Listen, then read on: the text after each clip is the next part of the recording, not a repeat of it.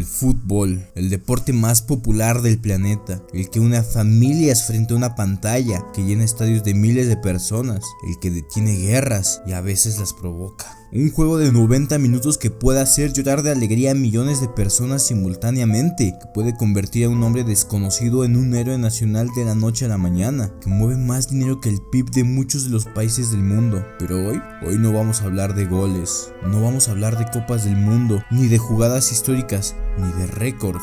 Hoy vamos a hablar del otro lado del fútbol, el lado que los patrocinadores no quieren que recuerden, el que las transmisiones cortan antes de que las cámaras capten demasiado, el que queda enterrado bajo capas de celebración y espectáculo, porque el fútbol, como todo lo que involucra a seres humanos con poder, dinero, pasión y presión extrema, también tiene su oscuridad, sus tragedias, sus momentos que te hacen dejar de ver el partido y simplemente quedarte en silencio. Hoy vamos a hablar de 5 de esos momentos, 5 hechos reales, con nombres, fechas y consecuencias documentadas. 5 historias que ocurrieron dentro o alrededor del deporte más amado del mundo y que no deberían olvidarse jamás. Este es el top 5 de los hechos más aterradores, perturbadores e inquietantes ocurridos en el mundo del fútbol. Número 5. Marc Vivien Foé tenía 28 años. Era un mediocampista camerunés sólido, respetado, con carrera en la Premier League inglesa y la Ligue 1 francesa. Un profesional serio, tranquilo, querido por sus compañeros en todos los clubes donde había jugado. El 26 de junio de 2003, Foé disputaba la semifinal de la Copa Confederaciones entre Camerún y Colombia en Francia. Un partido importante, pero no una final. Un partido de torneo internacional de verano que mucha gente ni siquiera recuerda que existió. Minuto 72. Foé recibió el balón cerca del centro del campo, intentó continuar la jugada y entonces cayó, sin contacto con ningún otro jugador, sin tropiezo aparente, sin nada externo que lo causara. Simplemente sus piernas dejaron de sostenerlo y su cuerpo impactó contra el césped. Los médicos del partido corrieron hacia él en segundos. Lo que encontraron era una emergencia cardíaca masiva. Foé había sufrido un paro cardíaco súbito en pleno campo de juego, frente a 38,000 personas en el estadio y millones de espectadores en televisión. Le practicaron reanimación cardiopulmonar durante varios minutos en el propio terreno de juego. Lo trasladaron de urgencia, pero el daño era irreversible. Marc Vivien Foé fue declarado muerto pocas horas después. Dejaba atrás una esposa y 3 hijos. Ahora bien, ¿qué ocurrió médicamente? ¿Cómo puede un atleta de élite de 28 años, en aparente perfecto estado físico, sufrir un paro cardíaco en medio de un partido? La autopsia reveló que Foé padecía de una condición congénita no diagnosticada llamada miocardiopatía hipertrófica. Esta es una enfermedad en la que el músculo cardíaco crece de manera normal y engrosada, lo que dificulta el bombeo eficiente de sangre. En situaciones de esfuerzo físico, el corazón aumenta su demanda de oxígeno. Si el músculo está engrosado y no puede bombear con eficiencia suficiente, puede desencadenarse una arrítmica ventricular fatal, es decir, una interrupción caótica del ritmo eléctrico del corazón en cuestión de minutos. Si no se revierte, causa la muerte. Lo más perturbador de la miocardiopatía hipertrófica es que puede existir durante años, completamente asintomática. Una persona puede hacer ejercicio intenso, pasar revisiones médicas convencionales, jugar en las mejores ligas del mundo durante una década y no saber que lleva esa bomba de tiempo en el pecho. Los deportistas de élite son examinados rutinariamente, pero los protocolos de screening cardíaco en 2003 no eran tan exhaustivos como los que existen hoy día, en parte gracias a casos como los de Foé, que impulsaron cambios significativos en los protocolos médicos del fútbol europeo. La imagen de Marc Vivien Foé cayendo al césped, sin causa aparente, en plena actuación atlética, se convirtió en una de las más dolorosas y difíciles de procesar en la historia del deporte, no porque fuera violenta, sino porque fue completamente silenciosa. Un hombre en el punto más alto de su capacidad física y su corazón simplemente dijo que no. Número 5. Número 4. Inglaterra, 15 de abril de 1989. Sheffield, el estadio de Hillsborough. Semifinal de la FA Cup entre Liverpool y Nottingham Forest. Una tarde de primavera en Inglaterra. Decenas de miles de aficionados convergiendo hacia un estadio para ver un partido de fútbol. Una escena repetida semana tras semana en todo el país. Pero ese día, algo salió catastrófico y fatalmente mal. El problema comenzó fuera del estadio. En las horas previas del partido, una cantidad masiva de aficionados de Liverpool llegó tarde al recinto, generando una aglomeración enorme en los torniquetes de entrada. La policía, intentando aliviar la presión de la multitud que apiñaba en el exterior, tomó una decisión que resultaría letal. Abrió una puerta de acceso lateral grande, la puerta de Leppings Lane, para permitir el flujo rápido de personas hacia el interior. Lo que no consideraron o no dimensionaron correctamente es que esa puerta daba acceso directo a los terraces centrales del estadio, los sectores de pie, que ya estaban llenos a su capacidad máxima. Miles de personas se empujaron hacia adentro. Los terraces centrales, ya saturados, recibieron una avalancha de cuerpos que no tenían a dónde ir. Las personas en la parte delantera fueron empujadas contra las vallas metálicas que separaban a los aficionados del campo de juego, vallas que habían sido instaladas años antes para evitar invasiones de campo, que en ese momento se convirtieron en trampas mortales. Lo que ocurrió en los siguientes minutos es una de las experiencias más aterradoras que un ser humano puede enfrentar: aplastamiento en multitud. Médicamente, el aplastamiento comprensivo en multitudes genera lo que se conoce como asfixia comprensiva posicional, cuando la presión ejercida sobre el tórax desde múltiples direcciones es suficientemente intensa. Los pulmones no pueden expandirse para tomar aire, el diafragma no puede descender, el corazón no puede bombear con normalidad porque está literalmente comprimido. Las personas en esa situación no pueden gritar pidiendo ayuda porque no tienen aire suficiente para hacerlo. No pueden moverse porque el peso de los cuerpos a su alrededor es incontenible. Están completamente conscientes de lo que está ocurriendo y no pueden hacer absolutamente nada. 97 personas murieron ese día, la mayoría por asfixia comprensiva. Algunas eran niños. La víctima más joven tenía 10 años. Pero la tragedia de Hillsborough no termina con las muertes. Lo que ocurrió después es igualmente perturbador. Las autoridades policiales, en un intento de protegerse de las consecuencias, iniciaron campañas sistemáticas de desinformación. Culparon públicamente a los propios aficionados del Liverpool. Dijeron que habían llegado borrachos, que habían forzado las puertas. El periódico The Sun publicó esos rumores falsos en la portada bajo el titular The Truth, la verdad, en uno de los actos de periodismo más vergonzosos de la historia británica. Esas mentiras se sostuvieron oficialmente durante décadas. Fue recién, en 2012, 23 años después, que una investigación independiente reveló la verdad completa. El fallo fue policial, la gestión de la multitud fue negligente y el encubrimiento posterior fue deliberado y coordinado. En 2016, un jurado dictaminó oficialmente que las 97 víctimas habían sido ilegalmente asesinadas, que sus muertes eran responsabilidad de las decisiones tomadas ese día por quienes debían protegerlos. 23 años para que la verdad oficial reconociera lo que todos sabían. 23 años en los que las familias de las víctimas cargaron además con el peso de la mentira. Hillsborough no es solo una tragedia deportiva, es una historia sobre cómo las instituciones pueden usar el poder para protegerse a sí mismas a costa de los muertos, y eso es quizás lo más aterrador de todo. Número 4. Número 3. Y en este caso, llegamos a algo que tiene una dimensión médica que es importante entender bien, porque la historia de Petr Cech no es solo la de un futbolista que sufrió una lesión grave, es la historia de cómo un hombre sobrevivió a algo que estadísticamente no debería haber sobrevivido, y cómo vivió con las consecuencias de eso por el resto de su carrera. 16 de octubre de 2006, Stamford Bridge, Londres, Chelsea contra Reading en la Premier League. Petr Cech, en ese momento, probablemente de los mejores porteros del mundo, checo, 24 años, con una temporada histórica a sus espaldas en la que apenas había encajado 16 goles en toda la Premier League, un récord absoluto.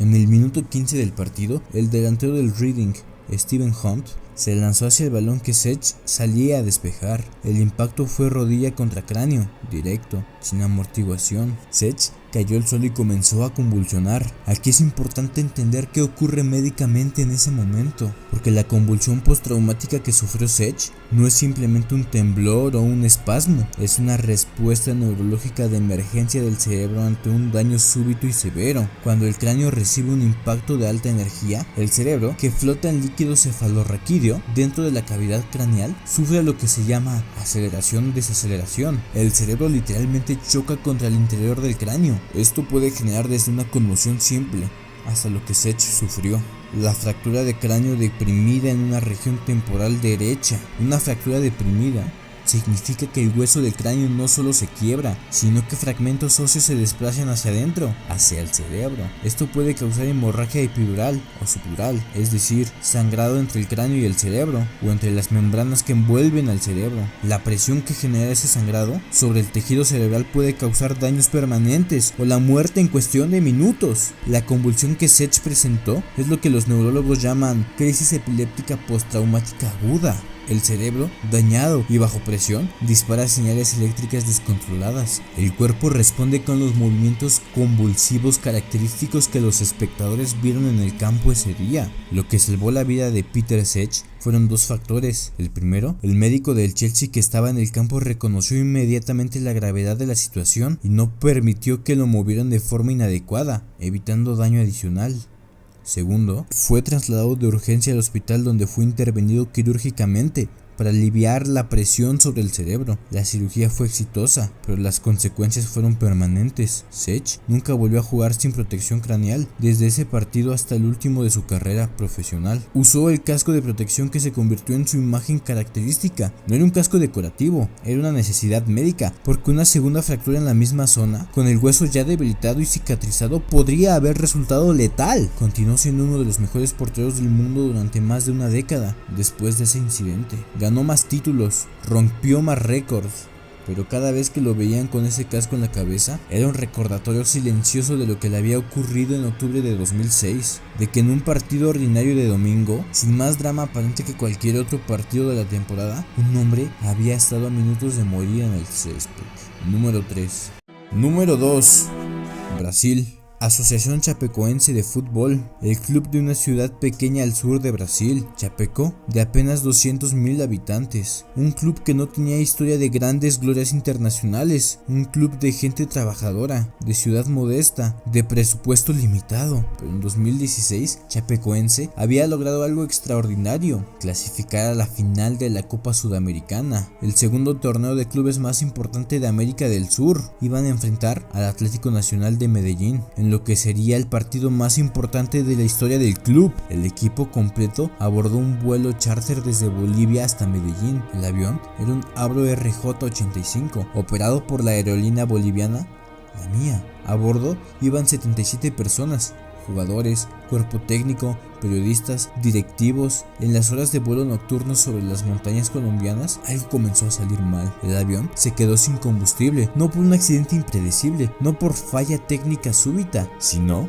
porque la aeronave había despegado con una cantidad de combustible insuficiente para el trayecto, posiblemente en un intento de maximizar la capacidad de carga o por negligencia de los cálculos. Los protocolos de seguridad aérea que debían prevenir exactamente esta situación no se siguieron. A los 77 minutos de vuelo, los motores comenzaron a apagarse uno por uno. La tripulación declaró emergencia. El avión, ya en las inmediaciones de Medellín, comenzó a perder altitud sobre las montañas de las cordilleras de los Andes. Impactó contra el Cerro Lagordo a las 10:17 de la noche. De las 77 personas a bordo, sobrevivieron 6. Entre los muertos estaban 19 jugadores del primer equipo de Chapecoense, el cuerpo técnico completo, periodistas que habían cubierto el club durante años, que conocían a los jugadores por sus nombres, que habían celebrado con ellos cada victoria en ese camino histórico hacia la final. Lo que ocurrió en las horas y días siguientes es algo que resulta difícil de describir sin que pese. Colombia, el país que iba a recibir a Chapecoense como rival, reaccionó con un dolor genuino y masivo. El Atlético Nacional solicitó oficialmente que se le otorgara el título de la Copa Sudamericana al Chapecoense como homenaje. La solicitud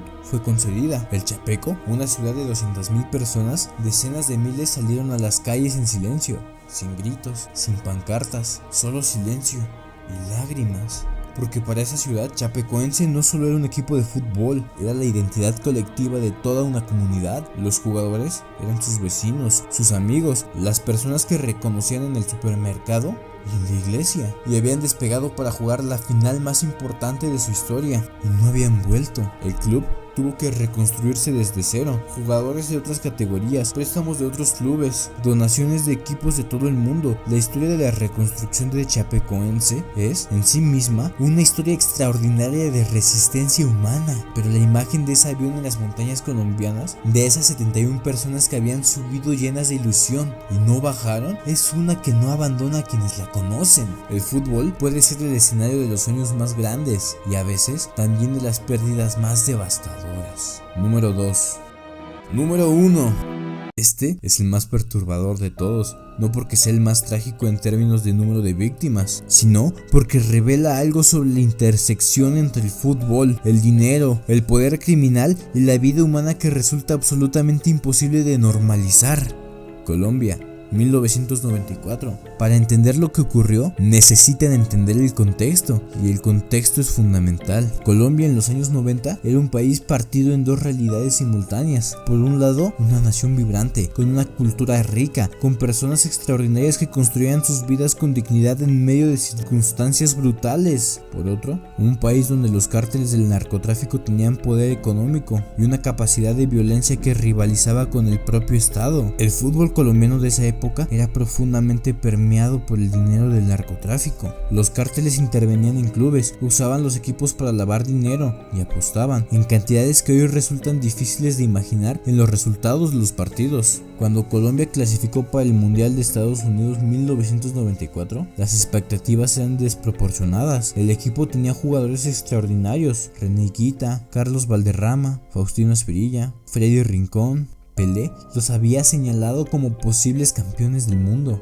La prensa internacional los elogiaba como una de las revelaciones del fútbol mundial, y todo eso creó una presión que iba mucho más allá de lo deportivo. Andrés Escobar tenía 27 años, defensa central, apodado el caballero del fútbol, porque su manera de jugar era limpia, elegante, sin provocaciones ni violencia. Un hombre que dentro y fuera del campo era descrito por todos los que lo conocían como alguien de calidad humana extraordinaria. El 22 de junio de 1994, Pasadena, California, Colombia enfrentaba a Estados Unidos en la fase de grupos del Mundial. Minuto 35, un centro desde la banda derecha. Andrés Escobar intentó despejar rígido el balón con el pie izquierdo hacia su propia portería. Terminó en autogol. Colombia perdió el partido 2-1, quedó eliminada del Mundial en la primera ronda. 10 días después del autogol, 2 de julio de 1994, en Medellín, Colombia, Andrés Escobar salió con unos amigos a un restaurante en el sector del Poblado, una zona conocida, concurrida, de clase media alta en Medellín.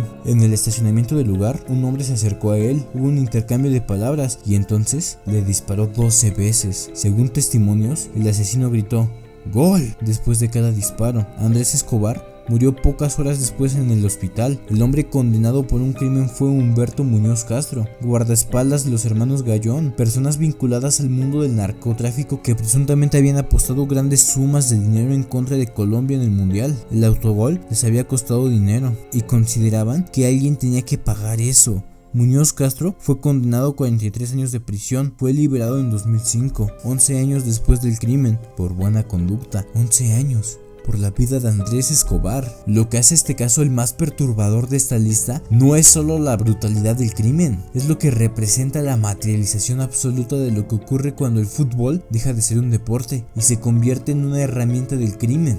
Andrés Escobar no cometió ningún acto de traición, no cobró para perder, no fue negligente, intentó defender a su equipo y el balón tomó una dirección que no había planeado, algo que le ocurre a cualquier jugador en cualquier partido, en cualquier rincón del mundo. Pero en la Colombia de 1994, en el contexto del narcofútbol, ese error inadvertido fue suficiente para que alguien decidiera que merecía morir.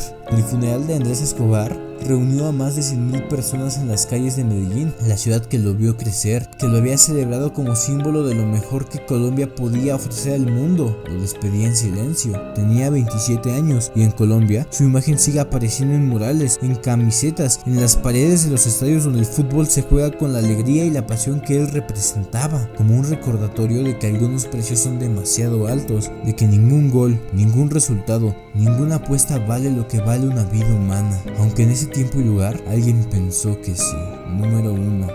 5 historias reales, 5 momentos en que el deporte más amado del planeta mostró su cara más oscura, más trágica, más difícil de procesar. El fútbol es el deporte más grande del mundo, capaz de generar momentos de belleza colectiva que pocas cosas en la vida humana pueden igualar, pero también es, como todo lo que toca el poder, el dinero y la pasión desmedida, capaz de convertirse en el escenario de tragedias que no deberían existir, y recordarlas, nombrarlas, no dejar que queden enterradas bajo el ruido del próximo partido, es lo mínimo que podemos hacer por quienes las vivieron. Si llegaste hasta aquí, muchas gracias. Espero que te haya gustado el video. Suscríbete, cada vez estamos más cerca de la meta. Regresaremos a Twitch para desglosar cada uno de estos casos en directo, en donde el chat aporta, debate, es parte fundamental. Cuídense mucho ahí afuera. Gracias.